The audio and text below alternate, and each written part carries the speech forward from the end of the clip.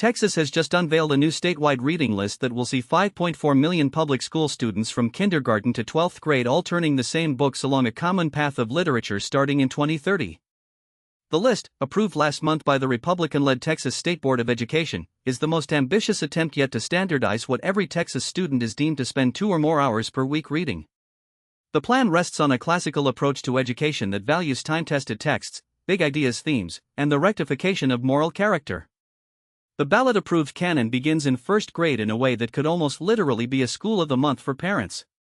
Children will read a passage about Jonah and the whale, then move on to short, familiar stories that have been cornerstones of early childhood learning.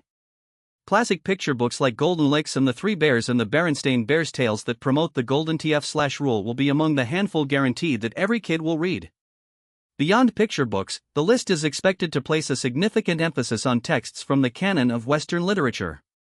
Shakespeare's Hamlet and George Orwell's Animal Farm are earmarked for later grades, while hand-picked excerpts from the U.S. Founding Fathers and the American Revolution will shape the curriculum for the middle school years. All of the selections are translations or adaptations carefully curated for reading comprehension at each grade level.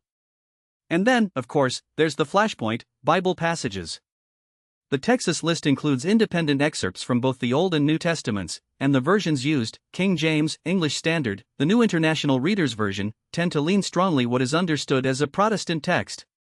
Put simply, Texas is preparing 5.4 million kids for a religion that is Christian-centered, albeit in a decontextualized reading scheme.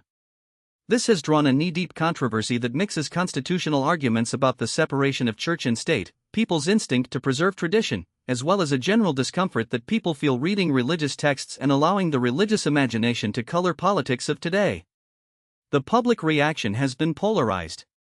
Traditionalists argue that knowledge of the Bible is part of a strong, well-rounded education, ensuring that a student is prepared for other common references that appear in television and literature. On the other hand, critics see the inclusion of biblical text because it is a clear attempt to weave faith subtly into school curriculums. In addition, the dominant narrative behind the list is that of a state pushing a very particular brand of patriotism in which the Founding Fathers were co-authors of the state's core values. These values are represented by William J. Bennett's Children's Book of Virtues, who also hands the students virtues like courage, perseverance, try again, poems in which one of the raptures is redeemed for STH called the Dipper. Proponents think the actively itchatively is classic texts that have stood the test of time, while stock steer teachers still decide to add more books roughly on top of the state-mandated list. The parent curriculum is set to highlight basic text that regulations will cement. It is not going to be a bubble syndrome because there is still room for a local or teacher-chosen book to explore the spectrum of classics and reinforce the for a wide literature is what, the general policy form of 2023 analysis. In short, Texas will start to enforce a unified reading program starting in 2030, while still scratching from the world of teacher discretion. How people will take the thirst needs still waiting to see what it feels. And people will watch as the state tests the bed. Let me know in the comments and if you care how this dramatic thing will be backed up. Stick around if Florida is the next state. Until next time, stay curious and keep reading.